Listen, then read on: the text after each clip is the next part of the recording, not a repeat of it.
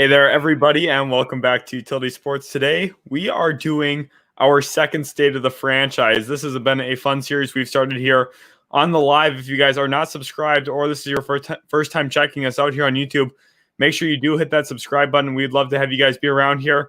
We do these live streams. You have plenty of time to come in and ask questions about the NFL. We also have one of these for the NBA that we do as well. So this is going to be a great place for you guys to subscribe. And today's episode, we're going to be talking a little bit about NFL free agency, the NFL draft as well, how those two things kind of interact with each other. Austin, what is the biggest storyline that you're looking forward to watching play out here in the NFL offseason? Mine is personally, how is the wide receiver group going to play out? Because we have a lot of very interesting names, some dynamic talent, Allen Robinson, Chris Godwin headlining that group, but there's other complementary pieces in that wide receiver free agency group that, I mean, we have Juju Smith-Schuster, we have Will Fuller, we have Kenny Golladay, Marvin Jones is another one.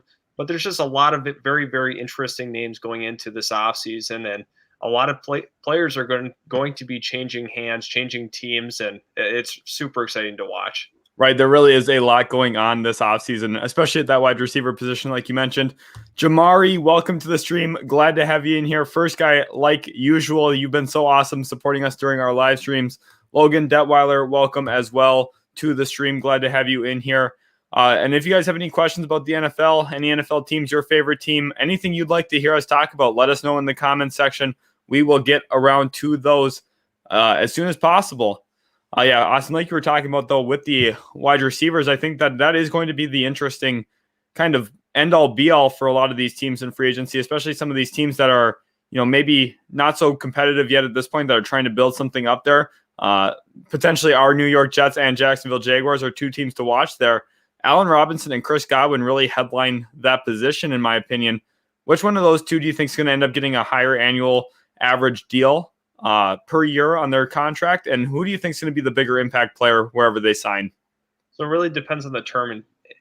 In terms of the impact, it's going to be the term of the contract, but just kind of looking at it as a whole, I mean, if they both sign 4-year deals, we talked about this off camera, we think it will be Chris Godwin that's the better of the two. But I mean, if it's only a 3-year deal, I think Allen Robinson makes the bigger impact in those 3 years. But ultimately, you're getting a great receiver either way. But I think something I want to talk about a little bit is how are the Tampa Bay Buccaneers going to manage to bring back their guys? Because Shaq Barrett is going to command $20+ million. You have Chris Godwin that will probably want around that amount. They just don't have the cap for it. They have a lot of guys they got to figure out how they're going to re-sign, and that's the problem with.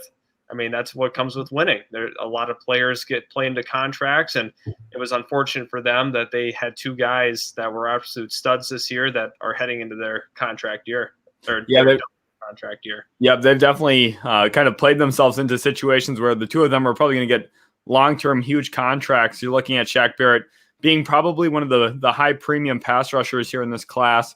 We've seen a couple other guys, J.J. Watt, for example. He just signed for over $15 million a year.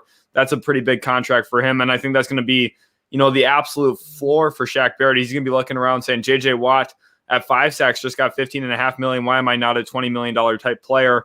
That's going to be a real thing to watch. And like you mentioned, too, with Chris Godwin, the two of those guys are going to be racking up a lot of money together. So it's going to be interesting to see how Tampa really goes about building this thing up. Jamari asks, one question I've been wondering is who will have the most cap space before the NFL draft? And Austin, I think that comes down to your team or my team here, the Jacksonville Jaguars and the New York Jets. It's going to be really close between the Jets and the Jags, just considering that, I mean, they've really tore the roster down completely. Both teams have. The only, big contract that Jacksonville has at the moment is, I guess there's two. I mean, it's at the linebacker spot for Miles Jack and Joe Schobert, obviously, and the Jets really don't have any contracts that they have going on right now. They have some money invested into that offensive line, but that very well could be trimmed off with just a simple cut of a George Fant. So very well, the Jets could slide into that number one spot in terms of cap because they have a lot of room to go in terms of who they could be cutting.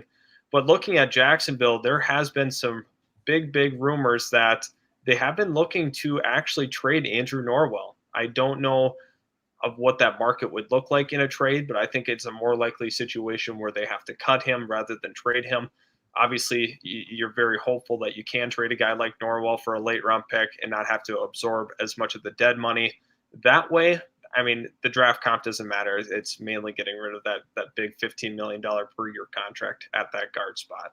Yeah, definitely. That's going to be the one thing. I'd be very surprised if you guys do actually pull off a trade for Andrew Norwell. We're hearing what's going on in Miami with Kyle Van Noy at this point. It sounds like they're trying to trade him now, despite rumors that he was going to get cut. Ultimately, they will cut him. He's played his last down as a Miami Dolphin, and yet they're having some difficulties moving him, and he's a very versatile linebacker, had a very productive season this past year as well, and with just where his cap hit is, it's still hard to move him, and I'd be really surprised if Norwell really draws much of a market as well. I mean, Gabe Jackson just got cut. It sounds like the Raiders are going to be shopping Trent Brown as well. The market there is kind of getting saturated a little bit with some of the guys that are becoming available. And staying on the Raiders here, Luke Strong says, as a Raiders fan, who do you think would be better, Parsons or Owusu-Koramoah? I think these two players are both really great. So, Austin, I'm going to delegate this one to you. Which one of those two would be a better fit there in Vegas? Yeah, so I mean, I like both of them, but I think if they were both on the board, it's hard to not see Mayock go with JOK. Honestly, just because he likes to draft from winning programs. Obviously, Penn State, they're a very good program, but obviously he likes to take from those better schools. But Micah Parsons is a very, very interesting prospect. He's got some off the field issues. We're not exactly sure what's going on there.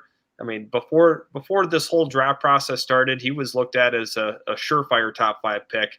His stock has taken quite a bit of a hit. Obviously, I think he's an athletic freak. I think he's extremely versatile. His one flaw is he just has trouble shutting blocks in the run game. But that's not the biggest issue if you have a lot of versatility and can cover. And as a whole, he's a very, very solid tackler. So I think Micah Parsons is the better player. I think he's the better fit. So for the Raiders, I could see them taking either guy. But if it were me personally, I think Micah Parsons would be the better player there. And the biggest thing is if you're a Raiders fan and on draft day, if you hear either of those names at pick 17, you've got to be ecstatic. That's the right direction for the franchise. Mike Mayock, John Gruden have to make that pick. I think we've been mocking that pretty consistently there on our channel as well for mock drafts. If you guys haven't checked those out, please do so. But yeah, I think Parsons or JOK would be great fits there in Vegas. The Ranger asks, what should the Colts be doing in free agency and what should they do during the draft? I'll take the draft part of this, Austin. If you want to address the free agency one, I think that they've got to start shopping their pick 21, and they got to send it to the Baltimore Ravens in a deal for Orlando Brown. I think that is what makes the most sense. They're going to be looking at a tackle at that point, either that or a wide receiver. And at tackle, I just don't think you're going to get a guy as impactful as Orlando Brown. Sure, you're going to have to pay him, but I think that's right around where the market value is going to be for him as a mid to late first-round pick. And the Colts could be the team that jumps in there, grabs him to make him their left tackle to protect Carson Wentz. What do you think on that, Austin? Yeah, no, I'd love that kind of trade if you could kind of dangle that, because we've seen in the past that the Colts are not afraid to trade their first round pick to get a good player. It worked out beautifully with DeForest Buckner. So I could see a trade being leveraged like that, and especially since they're looking for a tackle, there's going to be a big run on tackles right before them with Washington and Chicago. And it makes all the sense in the world to send that pick to Baltimore in exchange for Brown. And looking at the rest of free agency, I think they should really consider bringing back Xavier Rhodes. I think that's kind of where you got to start. The defense was really the strength of that team last year, and you want to continue building off of that. So I think that's a clear and obvious need to do that. Kind of looking around, I think that they could look into the Hunter Henry thing. I really do think that would be an interesting fit, having Hunter Henry go there and be another weapon for Carson Wentz. You also have to address re-signing another one of your players, T.Y. Hilton. So I think a lot of that money is going to be delegated to re-signing the current players on the roster. But I wouldn't be surprised if they'd be in on a guy like Hunter Henry. Yeah, I think Hunter Henry would be an interesting add there as well. It was kind of surprising when they had let Eric Ebron go on from them 2 years ago now, or last offseason rather, actually. And I was kind of surprised by that. They have a real tight end hole, in my opinion. So I think Hunter Henry should be on their radar. Jamari here asks, why is Justin Fields dropping in the NFL draft instead of increasing? And this has been an interesting thing. We've seen this in years past with quarterbacks where even postseason, where they're no longer playing, their stock continues to fall, even though there's nothing really perpetuating that other than scouts, executives, and fans looking at more tape. Austin, what is going on with Fields and why is his stock falling a little bit? Yeah, I think the big reason for Justin Fields' drop is people are starting to realize that he has a big issue at reading the field. And this is something we've been talking about for quite some time. I think that kind of all got clouded when he had a phenomenal game against Clemson. And I mean, he really silenced the haters on that. But um, obviously, I think that clouded the whole perspective of why he has such a big question mark as a prospect, and he just doesn't see the field well. And just after continuing to watch him play, I do see that more and more.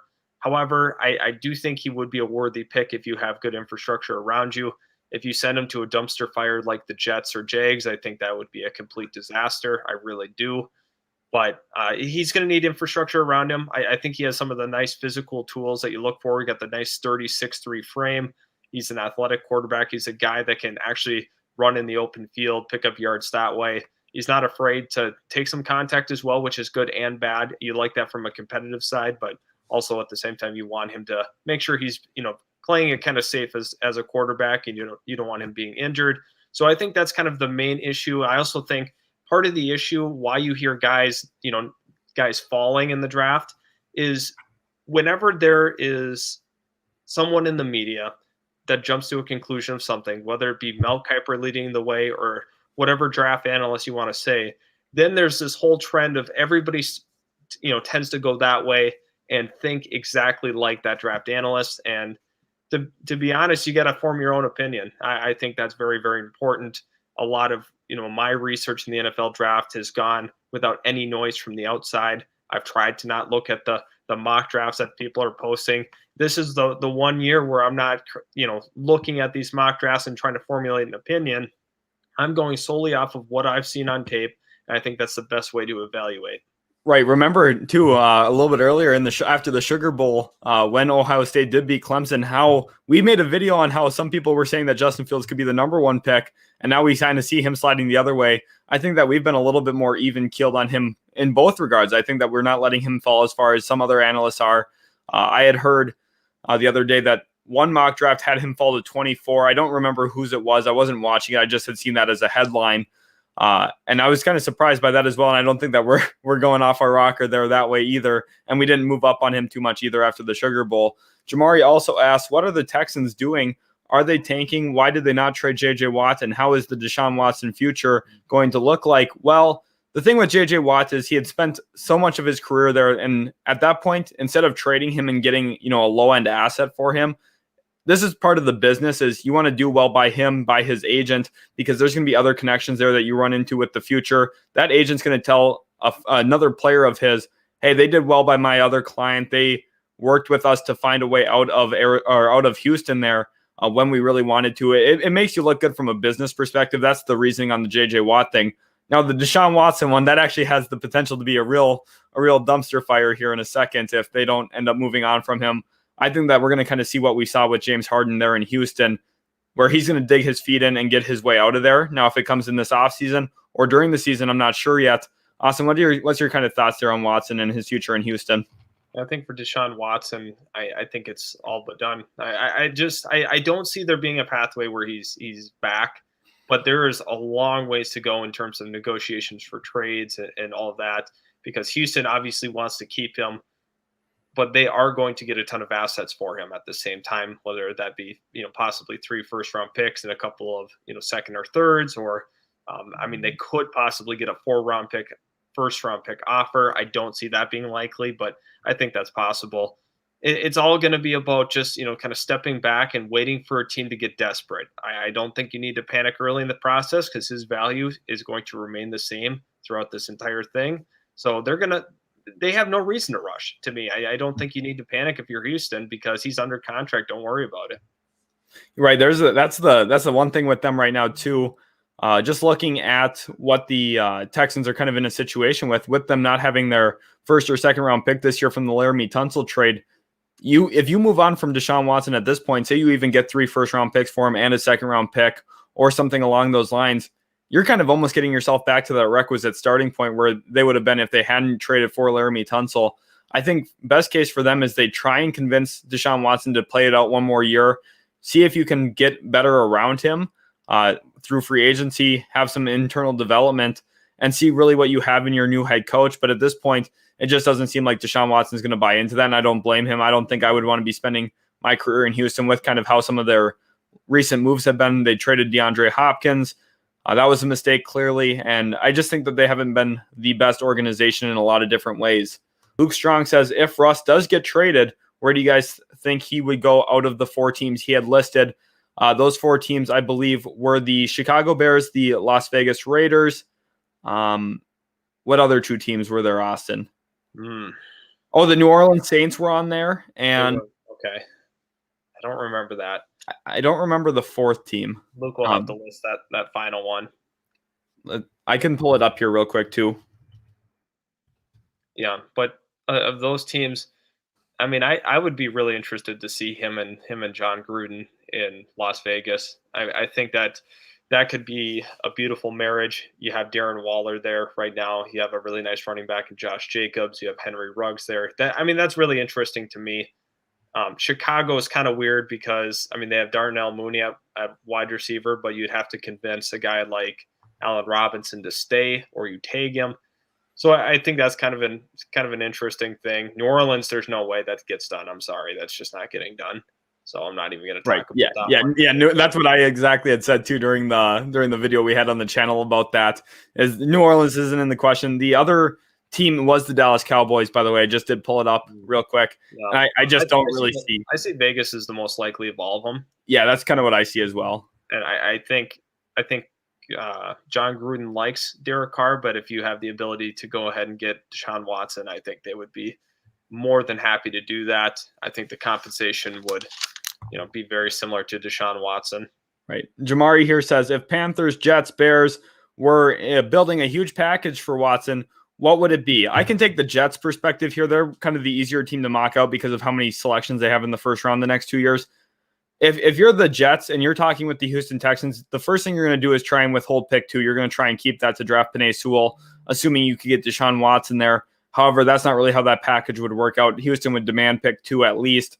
So you're probably looking at pick 2 this year, pick 23 this year, probably Seattle's first next year, and probably pick 35 in this year's draft, being the 4 real big assets. And then I don't know if Houston probably wants Sam Darnold back in that, and then maybe the Jets get back a round 3, round 5 pick, something like that to try and even that out a little bit more.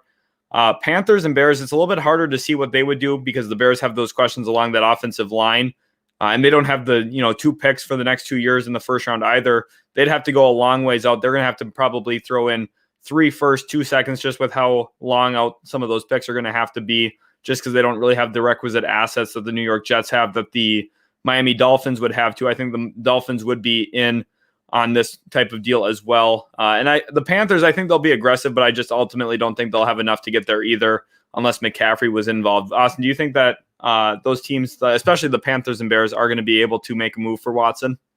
I think that the Bears really don't have a chance. I don't think so. I just don't think they have the assets, and especially with where their pick lies this year, there's really no way that gets done, in my opinion, just because it's so far back in that first round. I think the Panthers have an okay shot at it. I think it's going to require, obviously that number 8 pick this year. It's going to take their first next year. It's going to take, possibly a bridge quarterback like Teddy Bridgewater to go along with it.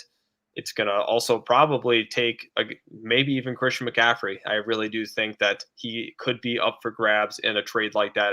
There's a lot of people that are going to think that's crazy, but I do think that the Panthers would put that on the table.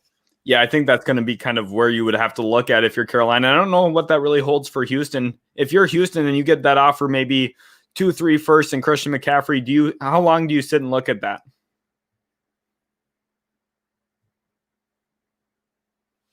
You still there? Yeah, did I lose you for a second? Yep. Okay.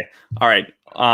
Okay, so what I was asking here is if you get 2 or 3 firsts and McCaffrey in an offer from Carolina and you're Houston, you're sending away Deshaun Watson, how long do you think about that?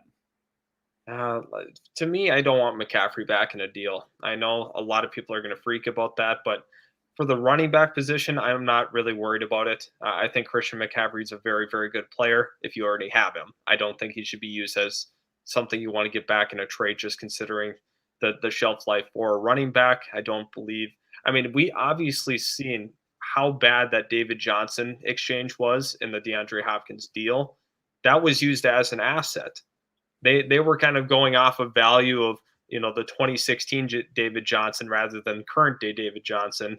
So, I mean, that's around, what McCaffrey is currently. So I just, for me, I'm not taking a McCaffrey deal. Yeah, that's how I feel about it as well. Jamari also asked, do you think the Jets will stay with Sam Darnold or move on? Austin, I have pretty strong feelings about this, so I would love to hear what you have to say, and then I'll build off of that. I think this is the pivot point of the entire offseason. I think a lot hinges on what the New York Jets decide with this. It's going to take a Joe Douglas decision to really set the tone for the entire offseason, whether that be before the draft or maybe even during the draft, the trade gets leverage. We'll have to see. But I do think the Jets will move on from Sam Darnold. I think they're going to look to get a first-round pick for him. I think it's more likely that they end up with a very low-end first, top-end second for Sam Darnold, which is okay. I think Jets fans should be happy with that comp either way because, in my opinion, he's not even worth that, either one of those assets. I think a lot of people have overrated Sam Darnold drastically through his college career, through his NFL career.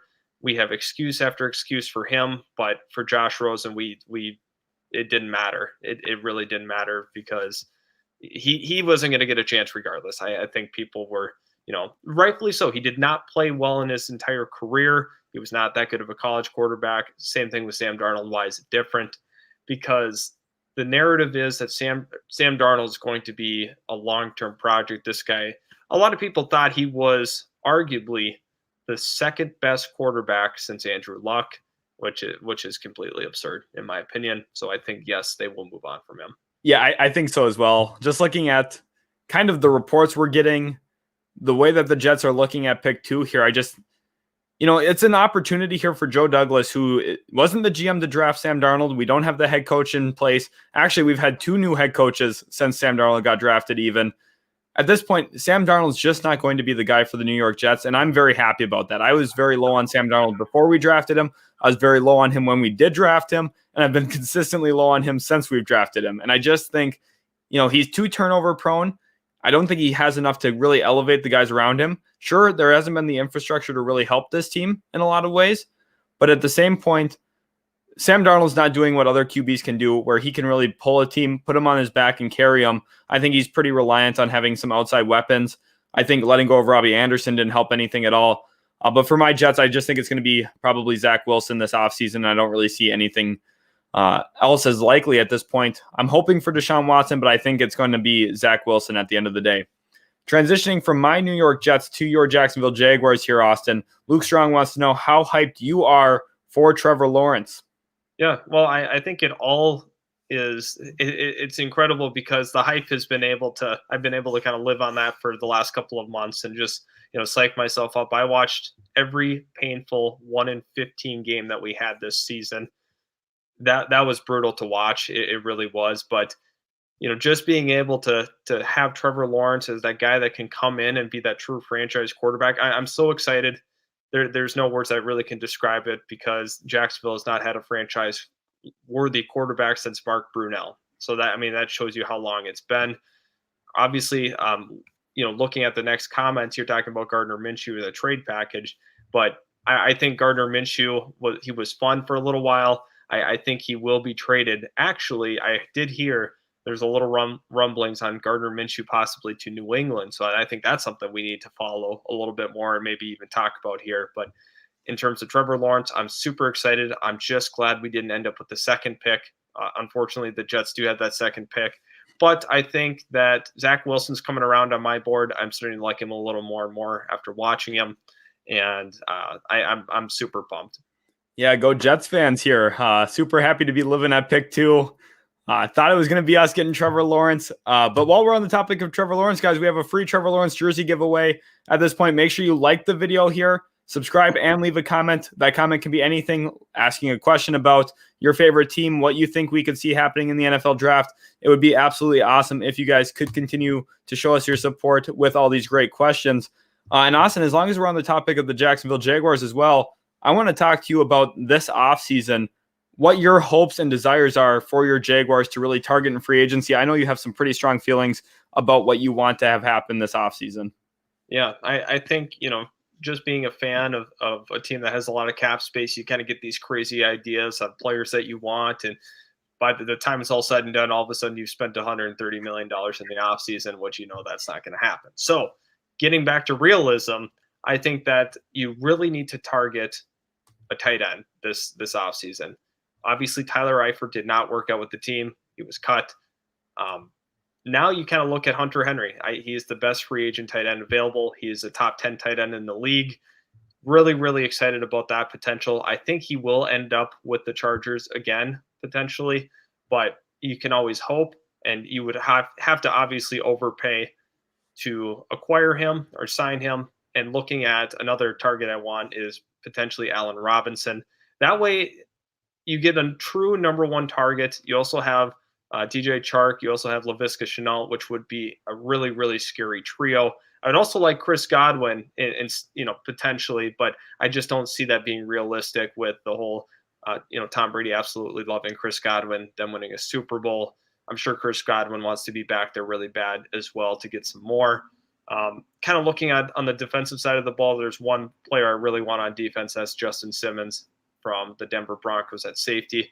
I think we have the worst safety tandem in the entire league with Andrew Wingard and also Jared Wilson. I think they are really, really brutal. That's got to be probably the worst safety tandem I've seen since the XFL was going on. So to be honest with you, I do think that he would be a huge upgrade for that secondary. The defense was bad last year. The offense was atrocious last year too.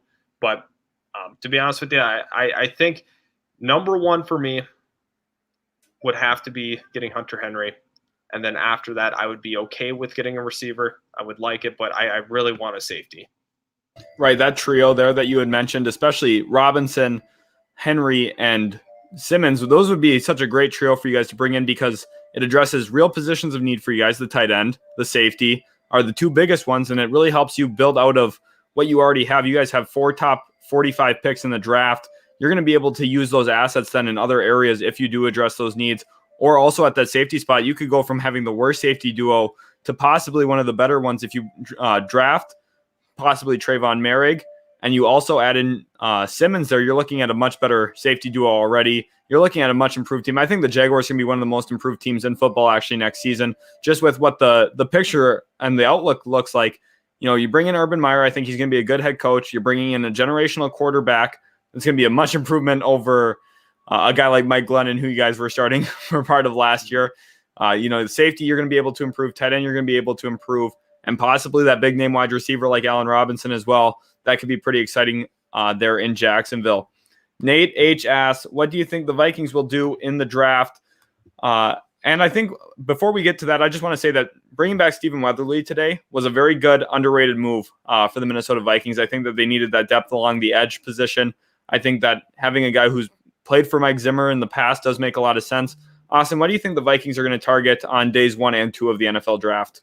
Yeah, quickly to address the Stephen Weatherly signing, that was really, really exciting for Viking fans just because the Vikings were able to see a little glimpse of what Stephen Weatherly could be on this team. Obviously, he earned himself a contract with Carolina, leaves, gets cut, but I think that's going to be a really exciting homecoming. I think that was kind of meant to be all along.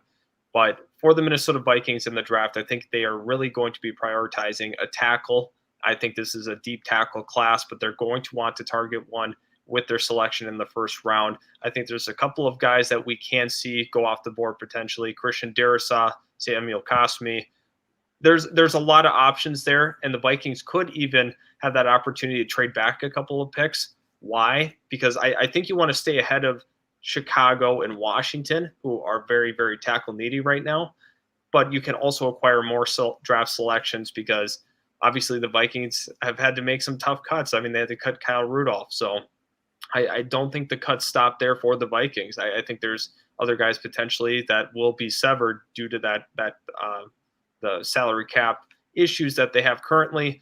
Anthony Barr, let's talk about him real quick. He is not going to budge on his contract. He has already stated, I am not moving at all. So, Sheldon, let me prompt you with this. Do you think this will force Rick Spielman's hand to ultimately cut Barr? I don't think Anthony Barr is getting cut. I know that's kind of a little hard to believe. Their cap numbers, they're getting kind of close. That's what happens when you pay a running back, you pay a quarterback. And they've had a lot of other good players worth paying as well. Danielle Hunter is going to be a guy who's going to be do a really big contract too at some point. I just don't think Anthony Barr gets cut this offseason. Maybe going into next year, it's going to depend on what his health looks like. But I think at this point, I think it's a little too quick for them to move. But you never know. If they did pull something off like Micah Parsons on draft night on day one there, it wouldn't surprise me, I guess, if they did move on from Anthony Barr. You're kind of getting that requisite player, someone who can come in as a replacement, give you that similar athleticism, some pass rushing potential there out of that linebacker spot, kind of fits into Mike Zimmer's defense. I could see it at that point, but without knowing that Micah Parsons would be a Minnesota Viking, I just don't see it quite yet at this point. But I do think it is something to monitor for the near future, as in next offseason, or maybe a little bit beyond that. Jamari asked, do the Jets target a running back in this year's draft? And I swear if we don't target a running back in this year's draft, we're going to have some problems here. With Michael Pirines to go. No, excuse me. Frank Gore is the right there. We got to ride 38-year-old Frank Gore. No, just looking at this Jets roster, I mean, Ty Johnson and LaMichael Pirine being your two running backs. I mean, the team with one of the biggest needs at running back in the NFL is the Miami Dolphins, and they're not even the worst running back situation in their own division. The New York Jets have found a way to top them in that even, and I don't know. LaMichael Pirine, he was a bad pick when we took him, I had felt, and I think I'm pretty validated in that. For me, it's going to be down to about 3 guys, or maybe 4 guys at this point. Kenneth Gainwell out of Memphis. Austin, that's probably your favorite running back in this year's class, one of the guys you like to watch a lot. I really like Michael Carter and Javonte Williams, both out of UNC. Out of those guys, I'd prefer to probably grab Michael Carter in round 3 rather than Javonte Williams in round 2, because I just rather would bolster up some other positions. But I think that those two are in question, and also Travis Etienne, I think, would be another guy to monitor. I think Najee Harris will ultimately go before us at pick 23. I think that a team might move up to grab him. But I would love to get Najee Harris. I just think that we have so many holes, though, that I just don't think we should prioritize drafting a running back on day 1 or early day 2 at this point. Austin, what's your thoughts on the Jets and the running back situation? There's no way that they roll into next season with the current running back room. I don't think there's a chance. There's no way that they could do that. Here's something interesting. I do want to prompt you with this, right? Aaron Jones is available in free agency. We don't like to pay running backs on this channel, but do you think there's a possibility that they would sign him? And then my second part to that is, would you be happy about that? I know you'd be a little excited, like you would hate it at first, and you'd be like, "Oh my, we just paid a running back," but you might be a little excited after it kind of sinks in. The UTEP running back Aaron Jones there, I think it would be a fun signing. I'm not gonna lie about it. I would get a little excited. For those of you who don't know, I really love running the football and the whole ground and pound. I mean, I grew up watching Rex Ryan coach us, so that should tell you guys how I really feel about the run game.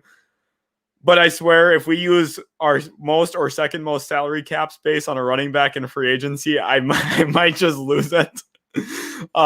So guys, pray for me that we don't give Aaron Jones like $14.5 to $18 million this offseason. Because if we do, you might not see me on the channel for a while at that point. So let's just hope that doesn't happen. We do have free agency coming up pretty closely though. So I'm excited for that. But I really hope we don't actually. What about $10 million? No, I don't want him for $10 million. No. I know you could get your Duffy for that. Like for $10 million, all I could see is half of Chris Godwin. George Fant. Yeah. I mean, do I think it's possible? I really do think it is possible that Joe Douglas decides that all of a sudden this is what we should do. Yeah. I don't know. I'm kind of interested. Where do you think Aaron Jones will play? Because I don't know if I see him as a Green Bay Packer next year. I don't think he's a Green Bay Packer when it's all said and done. They were already, ready to phase him out. I mean, there's no other reason why they would draft Dillon. I'm going to be honest. Like there's no reason to have 3 running backs like that. I think they're gonna pound it with Dillon like they did with Aaron Jones, and then have Williams be that pass catching back. So I think they were already ready to do this. This is called planning ahead, as we like to call it, financial planning. But ultimately, I do think Aaron Jones will be looking at. Man, where would he go? I think the Jets are one of the more I think maybe they're the most likely team after kind of really sitting and analyzing this. I'm kind of looking around the league mentally. There's no way he ends up in Jacksonville. Do you think Miami? Miami? Yeah. Absolutely. Let's see what else. I would like that a lot more for Miami than for us. I'm not going to lie. If Miami went out and paid him 10 to something million, I would, I still don't think that's a great contract, but I would be like, that makes a lot more sense. They're a winning team. They're close to being a playoff team, probably would be a playoff team if they brought him in and hit on a couple of their early picks that they have this year. Yeah. I don't know. For the Jets, I just hope no. Yeah. Absolutely. Jamari asks, who will the Jags draft at 33? Trayvon Merrick. I think that's very likely. The only way they don't draft him at 33 would be if he's not on the board, and that might be because they take him at pick 25. That's kind of my thoughts on it. Austin, what do you think with Merrick? Yeah, I think Merrick's going to be the pick potentially at 25, like you mentioned. But the one thing is, if I'm Jacksonville, I'm not too scared of who's going to take Merrick ahead of me if I'm trying to draft him at 33. So I think that's where he ends up getting drafted. So yes, I do think he is pick 33. I think 25 is going to be used on Tevin Jenkins, actually. That's the new development for me. I think Tevin Jenkins will be the selection. I think those will be the two picks. At 25, Jenkins, 33, Merrick. I do like that. And also, Jamari asked, who is the most underrated quarterback in this upcoming draft? We've seen Kellen Mond getting some love around some of the circuits lately. Austin, who's the most underrated quarterback for you at this point? I think that I could almost narrow it down to the two you're going to have it between, but I'm not sure yet at this point. That's really tough because that's really tough. I think a guy that I've heard a little bit of steam on is Davis Mills from Stanford. He was the number one pro style quarterback in his class. He's only started, I think, 17 career games at Stanford, but I think people really like his physical traits. I've only seen probably a partial game of him at Stanford, so I can't say for certain, but I've just been hearing a lot of that. I'm not a fan of, to be quite frank with you, any of the quarterbacks beyond the first round. I'm going to be honest. I think Kellen Mond's I think he's an interesting prospect. I liked watching him in the Senior Bowl. I really did. But I think that all of a sudden he's gotten way too much hype. I do think that he is now very overrated, so that's not going to fall into this. I think there's a couple of other guys. Felipe Franks from Arkansas, not a huge fan of his. I wasn't a fan of his at Florida. Still not a fan at Arkansas. Sam Ehlinger, I don't think is good. So I mean, I guess Mills would be my underrated one, but I'm not super pumped about some of the other guys. I think Tanner Morgan's, he's bad. I do believe that firmly. I think he's really bad. Yeah. So I'm kind of interested to see, what kind of plays out, but I did not like any of the quarterbacks in the Senior Bowl. Jamie Newman's another guy that people are starting to get a little hyped on. Still not a fan of his, though. The quarterback class outside of the first round is kind of bad in my opinion. But yeah, for me, good prompt. I like that. For me, the most underrated QB I think is actually Kyle Trask in a lot of ways. He was very successful at Florida, and I think that he's gotten a little bit of hate. Not only because, I don't look at him and say, wow, he's a great prospect. I'm not saying he's going to be, a true NFL starter either, but I think with kind of the numbers he put up and what you really see when you actually watch him, I think some of his hate is a little unaccredited because I think he's been more productive than a lot of these other guys. And I think he's doing it in a bigger conference, the tougher schedule in a lot of ways as well. Had a really good game in a lot of ways against some very competitive teams. And we've seen, Justin Fields really awful games against some not good teams. Zach Wilson really struggled against a team that's not very good at one point this past year too. And I think that even though I don't think Kyle Trask is an elite prospect by any means, it seems like he gets some hate because he had Kyle Pitts and Kadarius Toney on his team, two great playmakers. But we're also going to act like Tua Tagovailoa didn't have elite playmakers at Alabama, that Mac Jones didn't have elite playmakers in the Heisman winner Devontae Smith this year. I mean, there's not a lot of college QBs that don't have great playmakers when they're in the Heisman hunt. So not that I think he should be a first round pick or anything like that, but I think, seeing him fall to round 4 and 5 on certain rankings, I think that's a little ridiculous in some ways. It's kind of what we saw last year with Jacob Eason in a lot of ways. Jamari here says, who was your first Jaguars jersey, Austin? And he also wants to know my first New York Jets jersey. I'll let you go first. My very first jersey actually was a Leonard Fournette jersey. I really, really like that jersey, but I got a couple of other ones I do want to share that I have currently that I actually like more. I have 3 Jalen Ramsey jerseys. I have the black, the teal, and the white. I think the white one might actually be my new favorite, just because it's probably the most recent one. And I also have my Allen Robinson one, which is the prior style to the current one that they have now. I think, in my opinion, those are the best Jags jerseys in their entire history. I think there's a couple of arguments from the early day ones, but they've actually had some interesting jerseys as a whole.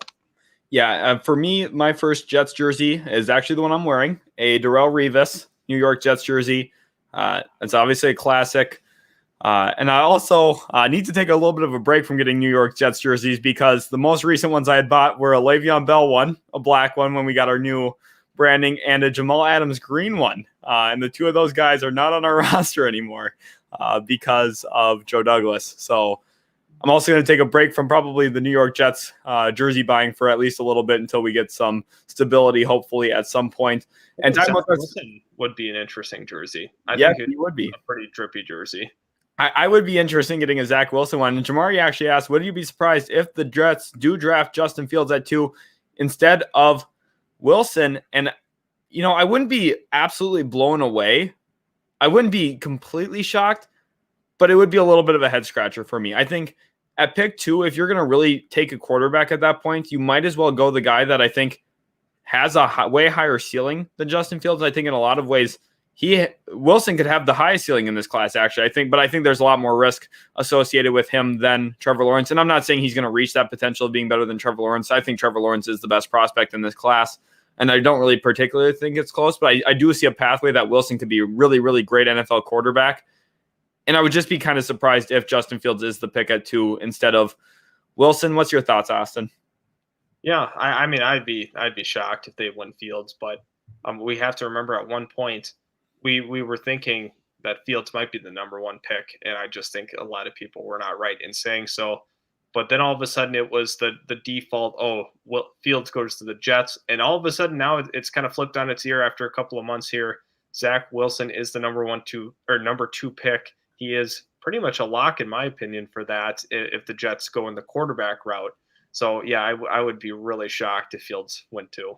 If you're picking for the New York Jets, Austin, if you're Joe Douglas, pick 2, Trevor Lawrence is off the board, where are you going? Kyle Trash. I'm just playing. I wouldn't go Trash. Where would I go? Do I have options of a trade down, or do I have to stay here and take someone? Your only offer for a trade down is Carolina. They're offering you pick 8, pick 37, or whatever it is. It may be 39 that they have, and also a second-round pick next year. Okay, so in that trade down scenario, I like that in a sense of I'm acquiring more picks, but pick 8's the one spot I didn't want to be, because I'm not going to get the 2 top receivers. I'm not going to get the top tight end likely, or it's possible. It's still possible I could land Pitts there at 8, but I'm going to lose out on Sewell, possibly. So that's a tougher spot. I mean, you'd have to – because once you get to that spot, then your most likely pick would probably be Slater, wouldn't you think, if you're sitting at 8? Well, either Slater or maybe Jalen Waddle. Right. Jalen Waddle's close there. Like he might be picked in that top 7 too. Right. So there's you could be one player away from making that an awesome trade or just a bad trade in general. I would probably stick there, and I'm going to draft Sewell. Okay, I picked 2. If you're running the Jets, that's the way I lean as well. Is I would, if I don't have a trade down, that's what I would think too. And the interesting thing is I actually gave you pick 8 in that trade down scenario, because I think that's kind of that tough spot to be. And I think there's really only one team that fits into that spot, and that is actually the Carolina Panthers, because they have so many different options. I mean, if a QB falls, they'll take one. If Kyle Pitts is there, I think that they could take one. If a linebacker is there and everything else is kind of flying off the board, I could see them looking for that Luke Kuechly replacement. I could also see them even looking Caleb Farley or Patrick Surtain at 8 as well. They lost Bradbury. They need to replace that. I think that they're in a good situation being at pick 8, looking at that, but I don't think any other team's really going to want to be at that spot because of the reasons you listed. Welcome everyone to the stream. If you guys are new, hit that subscribe button. X says, how confident are you with Sewell as the number 1 offensive lineman in the class? Austin, you've done so much research on this. You are our NFL draft expert here and our NFL mock draft wizard on the channel. Austin, how confident are you with Sewell as the number 1 offensive line? For me personally, I think that Sewell is the best lineman. I'm actually fairly confident in that. I think Rashawn Slater has gained quite a bit of traction just because he is such a phenomenal pass blocker and he shows off great balance. Like even when he's getting knocked back, he's able to stay upright. It's really insane how he can maintain that balance. But looking at Sewell's potential, I mean, he is so smooth in his pass blocking, but I think where he really excels is in the run game. I think he's the best run blocker in the entire class of all of the linemen. I think Wyatt Davis is too, but I do think Sewell just has the highest potential because he's already dominant in the run game, absolutely dominant in the run game, can get to the second level, has the athleticism to kick out on screens. There's so much to like about Sewell. I think Slater is the best pass blocking lineman in the class, but overall, if I'm banking on potential, I think Sewell is number 1. Yeah, I think both of them are really strong assets. If Slater did go before Sewell, I would be a little surprised, but I don't think it would necessarily be terrible. I think that Slater's going to have a long career in the NFL as a left tackle, could kick all over the place too for an NFL team. I think there's a lot of value there. Nate H brings up the Mac Jones DUI in 2017. Austin, were you aware of that? I was not aware of that. I'm actually glad that you brought that up. I'll have to dig into it a little bit because I did not see Mac Jones as that type of guy that would get a DUI. That's very shocking. If you have any more details, kind of let us know in the comment section because I did not hear about that. And it's pretty interesting because we were all, not us in particular, but the media was all over Baker Mayfield for his Antics, basically. Yep. Public intoxication. But that's very interesting that Mac Jones has that because I see that as a definite red flag as a whole. Obviously, I don't know if that would fully discourage me from taking him, but I would have to read into that a little more to figure out what all went down there. Right. And the biggest thing for those of you who think, oh, maybe that's not as big of a deal, that's 3 years ago or 4 years ago now at this point. The one thing about this is you're making $1 million investment when you're drafting in the first round here. This guy is going to be worth upwards of $10 million to your owner, to your franchise, and hopefully at some point, if you make the right pick here, it could be worth over $100 million for your franchise. So you need to look into everything you can when selecting a guy. It's more than just the talent. It's about the character. It's about everything that comes along with it. Now, it's something that long ago. Maybe he's really grown from that. And if he shows you that in interviews, then you get the green light to go ahead and take him. But you do have to be a little wary of things like that when looking into a multi-million-dollar investment like it is. Yeah, absolutely. Jamari here says, what happens to Trey Lance just a year ago when he was team was playing season games? He was ranked top 3 QB in the draft. Why did he fall behind Wilson and even Mac Jones? And a lot of this is just the recency with some of these guys. Wilson's played really great this past year. Mac Jones was not a first-round quarterback coming into this past season. He played himself way up, obviously had a near Heisman-level season. Austin, Trey Lance, he's kind of gotten hurt by not having a real season there with NDSU this year. Is that right? Yeah. Well, and the problem is, I mean, like he's a very, very young prospect. I think he's only still 20 right now. So I think that's kind of interesting. But for Trey Lance, I mean, we have to look at the level of competition that he's playing. We have to look at his inexperience in terms of games started. I think that hurts him. I think the total unknown, especially after that game against Central Arkansas this year where he was just brutal, I don't think people give him enough flack for being so bad in that game. I mean, so I think he only threw for 143 yards in that game. But we were quick to jump on Justin Fields for 2 bad performances against 2 pretty good teams. Indiana was a pretty good team. Northwestern, obviously, in that Big Ten championship. So why are we not giving that same level of criticism to Trey Lance? I'm really interested to kind of hear why people think that. Yeah, and Kyle Trask, he's kind of an interesting situation, or not Kyle Trask, sorry, Trey Lance. I messed up the names there for a second. But Trey Lance, I think he's an interesting prospect to me in a lot of ways. I'm kind of hoping that he somehow lands in Atlanta via trade down. I hope they move on from 4, get an extra assets, and then because I think he would be really benefited by coming into a place that has a QB in like place already at this point, where he can come in, learn the system, and still grow a little bit. Like you mentioned, he's very young yet at this point. And I think that he would be benefited by having a situation where he does get an opportunity to grow. Sportsmania here says, do the Dolphins select Jamar Chase or Devontae Smith?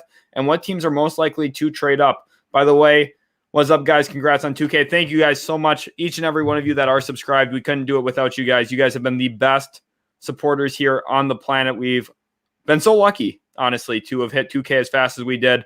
You guys have been killing it. So thank you guys so much for that. Austin, Jamar Chase, Devontae Smith, or do you even think Jalen Waddle plays into this a little bit?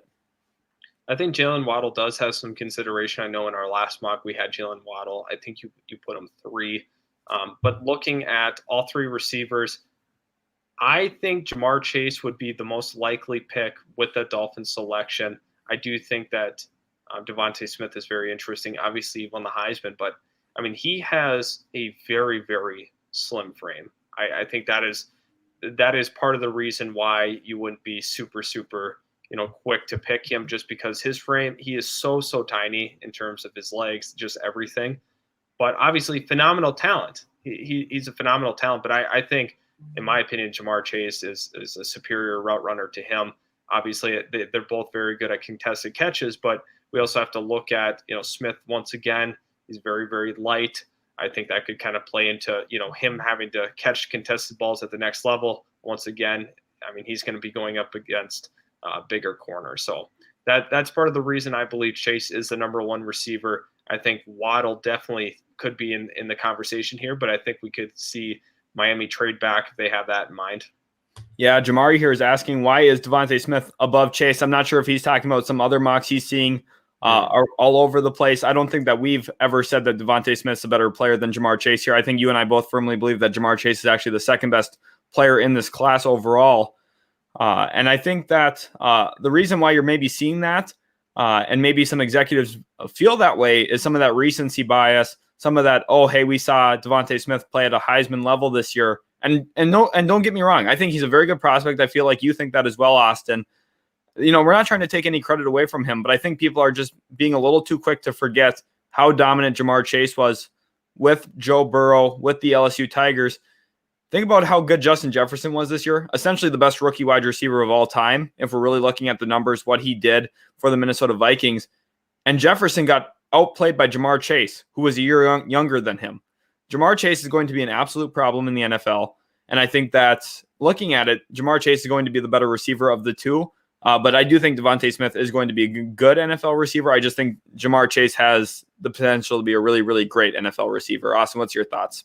Yeah, absolutely. I mean, a lot of what I highlighted before is why I think that Chase is above him. But to look at it from the other perspective, I think once again, this falls under this whole media train where there's some people, obviously you have a lot of recency bias. He wins the Heisman. It's hard not to have the Heisman winner be number 1 in his position, but sometimes you just have to look at the tape and let the eye test, tell you what is going on, because I think Jamar Chase, when you actually watch him, was more dominant than Devontae Smith. I think Devontae Smith is really good. Still, don't get me wrong. He's probably a top 10 player in this class. In a lot of people's eyes, he is in mine and yours. But, I worry a little bit about that frame. Maybe he'll be able to add some weight, but at the same time, you have to be a little wary in that sense. Right. And like Tyler Ledbetter says here, it is just simply because Chase sat out this past year. That's why you're seeing that in some mocks probably around the internet. That is not necessarily mirrored here as much on this channel. So Austin, one thing I want to ask you quick, you've been thinking about this. Who are some of your top prospects here in the 2021 NFL draft? Do you have a top 10? And is there anyone you want to highlight specifically from that grouping? Yeah, so we'll just kind of go through it somewhat quickly. I think for both of us, we both have Trevor Lawrence at 1. And I think it's a consensus too that we have Jamar Chase at number 2. We also have like Kyle Pitts at that 3-4 range. I think that's really important to note because just because he's a tight end, that's not going to hurt him in this. Right. He was so dominant at Florida that it's hard to ignore that. And a lot of people don't want to put him in that, top 3 or 4. I'm very confident in doing that myself. Right. I mean, if you have Travis Kelce in this class, you're going to take him top 3 for sure. Right. I mean, it's pretty obvious. Like when you actually look at it, mismatch nightmare. If you look around the league, George Kittle, Darren Waller, Travis Kelce, those are all great tight ends, and you would pick them no matter what in most situations. So they're there. Obviously, we have Devontae Smith and Jalen Waddle kind of in that next tier of players. And then you also have Zach Wilson. He's kind of sitting around here. We don't have him at 2 like some people do, but we have him in that 6, 7 area, maybe 8, kind of depends.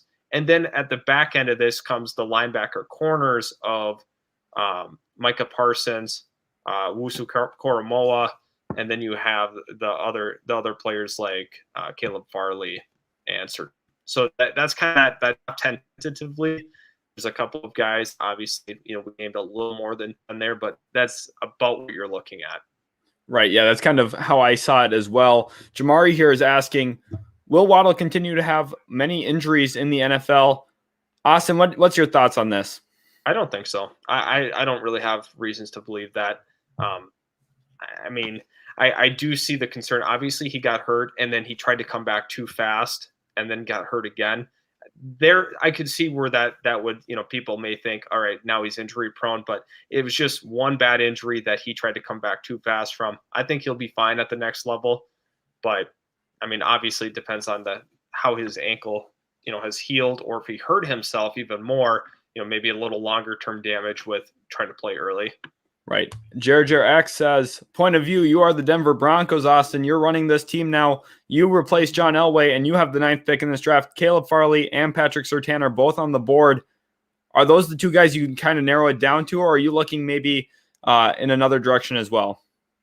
If I'm picking 9, these are my 2. I'm glad he prompted me with this, because these are the 2 I'm looking at potentially. You could look at a guy like Micah Parsons in this as well, but I think there's a desperate need at that cornerback spot. And I have gone back and forth on Farley, Surtain. I think Farley might be the better corner now. That has kind of flipped from this whole time. I was thinking Surtain, but I think Farley has a little more upside. He's really new to the position, guys. He's really, really new. I mean, he's only played, I think, 2 or 3 years actually at that corner spot. Obviously had the opt-out this entire season. So he's really new to the position. There's a lot of upside there. And I think he's got better ball skills than Surtain. And I think it's really important for a corner to have the ability to force turnovers. So I have actually flipped it. I'm taking Farley. Yeah, I can definitely see that. I think that does make a lot of sense. I think Farley's potential is possibly higher. Also, I have a little bit of a bias against some Alabama Crimson Tide cornerbacks, potentially myself. I mean, D. Milliner will do that to you as a Jets fan, though. So what are you going to do about it? Sportsmania here says, what are the top 5 teams most likely to trade up during the NFL draft, Austin? I've got a couple ideas. I'd like to hear a team or 2 off the top of your head, and I'll give a couple as well. Okay. I'll name 2, and I'll let you do the rest. And I'll try to do some, more non-obvious ones. I think one of them potentially could be the 49ers. Okay. I think that's one that we have not seen or heard. That's one of those non-obvious ones. I think that they could look to trade up to ensure that they get themselves a quarterback, potentially trade Jimmy Garoppolo or cut him. It really depends on how they feel. I think they would be prepared to do that. So that's one of them. Another team that I could potentially see trading up could be Washington. Washington could move up if they feel that they have a tackler or quarterback that they really like and want to jump ahead of, the people in the teams in the teens of the draft. So those are my 2 more non-obvious ones. Okay, yeah. For me, one that I think no one's talking about at this point, the Baltimore Ravens. I think the Ravens could be very aggressive in looking to move up. I think the reasoning why is they're going to want to grab a wide receiver, and I think that they're kind of running out of time to put some talent around Lamar Jackson just based on what their salary cap's going to look like. At some point, they're going to have to pay their franchise quarterback, and that's going to cost them a ton of money, former MVP he's going to come with a hefty price tag. And I think that they might be willing to roll all the chips in, and it does make some sense right now. Orlando Brown wants out. He's a big trade chip himself. They have their own first rounder. They've got multiple later picks in the draft as well. They could really put in a big package to move all the way up to wherever they want to, essentially. They could roll out other future assets. I mean, I don't think that they're a team that's going to go out of discipline to do something. But if you're looking at yourself in the mirror and you're Baltimore, you got to be looking and saying, wow, we need an elite receiver. We need someone who's going to be a real weapon for Lamar Jackson. We need to put some talent around him on the outside. A guy like Jamar Chase, Devontae Smith, maybe even Jalen Waddle are the answers for them there in those situations. I also think the Las Vegas Raiders are a team that's going to look to move up. I don't think they're going to look to move up far. I think that they could look to move up around the 13-14 range just to jump in front of New England, make sure that they get the linebacker that they want. If it's down to Parsons or Owusu-Koramoah, I think that they're not going to mess around. I think that they would look into maybe making that move. And of course, the easy one being the Carolina Panthers. I think that they're the clear and obvious one. They're going to be aggressive this offseason, whether that's going for Watson, whatever QB. They were all in on Stafford as well. It's clear that they don't think Teddy Bridgewater is really their guy. They're going to be aggressive in some way or another, and I think they're going to try and move up their pick from pick 8. Nate H says, do you guys think you build a team first and then draft a QB or vice versa? So he thinks you build a team first and then try and find that QB is what I'm reading from that there. Austin, what's your thoughts on that? Do you try to build up the team or do you try and find that quarterback? I guess it depends. What's the level of the quarterback? I think that's kind of what it comes down to because, I mean, if you're going to build a team first, you're likely going to have more of a complementary style quarterback to that team. But if you're building the team around the quarterback, that better be a transcendent talent. So I guess it depends on the level of the quarterback. Once again, if it's Deshaun Watson, I think you're going to try building around that. But if you already have a team in place like Indy has, you're going to find one of those complementary quarterbacks rather than a transcendent one. So there's really no wrong way of doing it because historically speaking, we've seen teams build the team and then get that quarterback. I'm referring to Baltimore here with the whole Joe Flacco thing. They had a team kind of built and then they were able to win with them. But then there's other times where you just have a Tom Brady and you can put it around whatever you want. So right. Yes, there's no right or wrong. And if we're talking in this class, Jacksonville is going to get the quarterback, then build the team.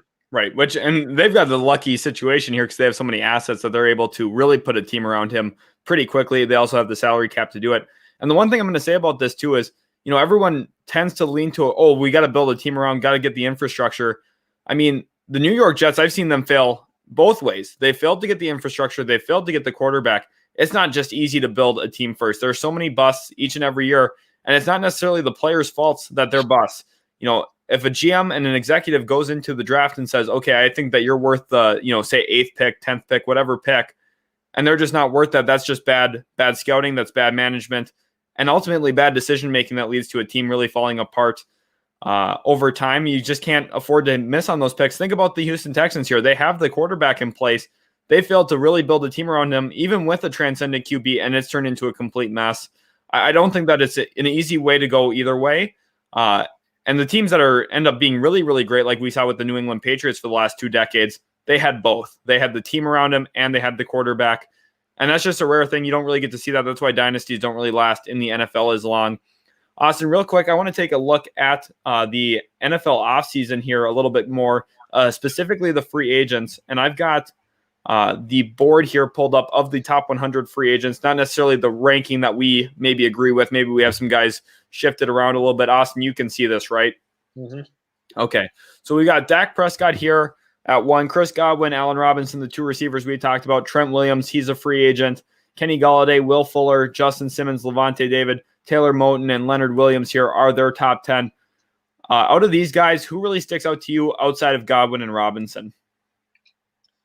I mean, if we're talking in terms of, I've already expressed my interest in a guy like Justin Simmons, but for me, I'm not gonna be, running to go sign Levante David. I think he's a good player, but at age 31, I'm a little less excited about that because you're still gonna have to pay him like he's in his prime because he played so well last year.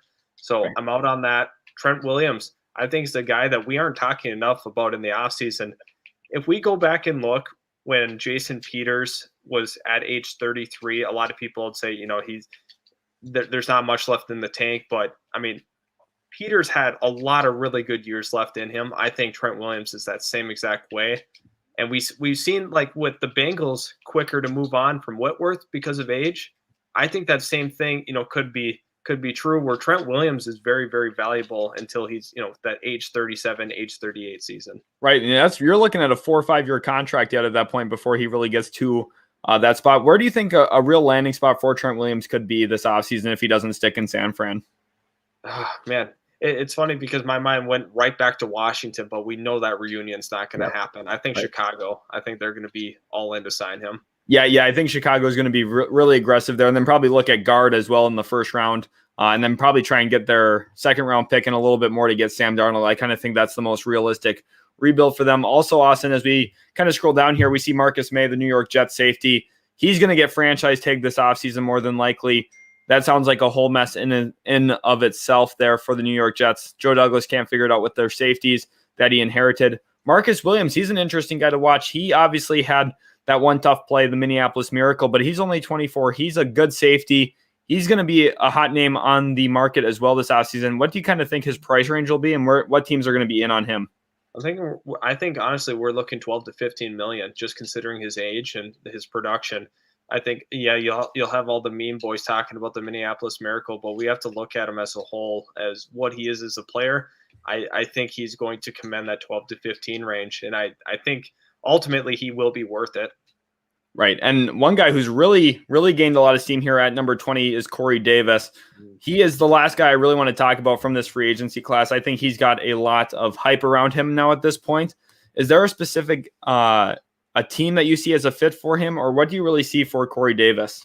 Corey Davis is weird because they declined that 5th-year option because they thought, man, this guy is just really not it for us. And then all of a sudden he has a pretty good year this year. Now they're really reconsidering. I think Tennessee's going to re-sign him. I do. But outside of that, it's kind of tough to find a fit for him. I'm trying to think of a team that would have the space to potentially do it. I'm going to go Washington. Washington's been quietly shopping for receivers and looking around. I'm going to go Washington.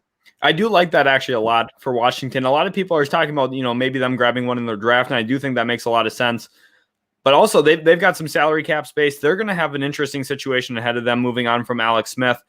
I don't really know what their long-term quarterback situation looks like, but grabbing another receiver across from Terry McLaurin could be a scary start to that kind of offensive rebuild that they've got there. Their defense is so good. It's about kind of finding the requisite pieces on offense to build around that. Austin, what do you think about Washington in general as they move forward? I think they've done a really nice job kind of building that team. It's kind of like how we were talking about before, building that team and then getting that quarterback. I think they've done, a lot of really good things. And that's not something we could say about Washington in years past because they have not done a great job, putting a good product on the field. But I think that they definitely need to prioritize re-signing Scherf. I think they need to go ahead and draft a tackle. And then I think you can go ahead and spend a little money in free agency on a wide receiver. I don't think Corey Davis is necessarily the answer, but I think you could look at a little higher end one potentially. I think there's a lot of teams that should be honestly lining up for Allen Robinson and Chris Godwin, but the reality is there's only 2 of those guys to potentially fill half of the league that would want them, or over half. Right. Of the league. So I guess for me, I like what they're doing. They're in the right direction. I'm kind of interested to see if Taylor Heineke gets a shot. Yeah, me too. That's actually the funny thing. We have a video up on the channel about the predicting the 32 starting NFL QBs. And when I was going through that, Austin, I was looking at Heineke and Washington. I'm like, I don't know what their QB situation is going to be like. So that's going to be a really interesting thing to watch here as we're kind of closing out our State of the Franchise, guys. Hopefully you guys did enjoy the video. Austin, anything else you'd like to talk about on before we close out the live stream today? Just kind of looking at it, is there one player in this draft that you think has been extremely overrated by the media as of late? As of late, okay, interesting. Recent traction. Okay, that's kind of hard. That's kind of hard. I don't know. Zach Wilson, I think he's really moved up a lot. I understand why, but I think a lot of people are now saying that he's got to be the surefire number 2 overall pick, and that's kind of what we see almost every other year, it seems like in the NFL draft, is it's quarterback 1, quarterback 2. And it's, I think a lot of times teams just kind of miss the whole scope of it. Is you don't need to necessarily take the next best quarterback at pick 2. You need to get the best player you possibly can and kind of build that way in a lot of ways. And I don't even think Zach Wilson's going to be bad. I think that he's just moved up really quickly. I think Mac Jones is overrated in a lot of ways. I think that, he played really great this year. But we've seen other SEC quarterbacks play really well with a lot of talent on the field. For some reason, Justin Fields has a huge knock on him for having so much talent around him, yet we're talking about 2 Alabama wide receivers going in the top 10, and for some reason that's not a knock on Mac Jones. That doesn't really make sense to me overall. And I don't think Mac Jones is a terrible player either. I just think that they're kind of getting hoisted up a little bit higher. How about for you, Austin? Yeah, mine was going to be Mac Jones. I just think when you look at what he is in terms of arm strength and mobility, those are really, really big traits you want to see carry over. He doesn't have either of them, if we're being honest with ourselves. So for me, I'm not super high on Mac Jones, being in that top 15. I think if you're going to take him, I think he should be, in that 30s range, low, high 30s or mid 30s. It really depends. But I'm not super high on him as a prospect. I think after going through a couple of years of, evaluating quarterbacks, you have to have some elite traits. He doesn't have, he's been pretty accurate, but I think part of that is due to his receiver's ability to get open. So right. I think that does play a little bit into it because they're just so dominant at receiver every year. And obviously had Najee Harris to lean on too. And he has, I think, 4 draftable linemen. No, maybe 3 draftable linemen this year. That's insane to me. Right. If people are going to knock Joe Burrow, let's knock Mac Jones too. Right, exactly. That's the one thing too, is you're looking at, like, I'm trying to picture what he looks like maybe running the Chicago Bears next season. That brain wreck. Right, yeah, that's kind of my thoughts on it as well. As I'm trying to picture that. I'm like, if Allen Robinson ain't there, I'm not sure what's going to happen for Chicago. How much they're going to move the football in year one. I do think he has some potential to grow into yet as a player. He's relatively new to the scene as a starter and all that. But I just, I think that there's certain guys that get hoisted by the media. I feel like you and I both feel this way about it. But hopefully you guys did really enjoy the live stream. We appreciate you guys sticking on through this whole time. Once again, you guys have been so awesome as supporters for us. And we're hoping to keep pushing out great content for you guys. Let us know in the comments on our other videos what kind of videos you'd like to see moving forward. We're going to have a lot of transaction stuff coming up too with NFL free agency. That's kind of what this precursor is for here at this point. Our thoughts. Thank you guys again so much, and we'll catch you guys in the very next Utility Sports video.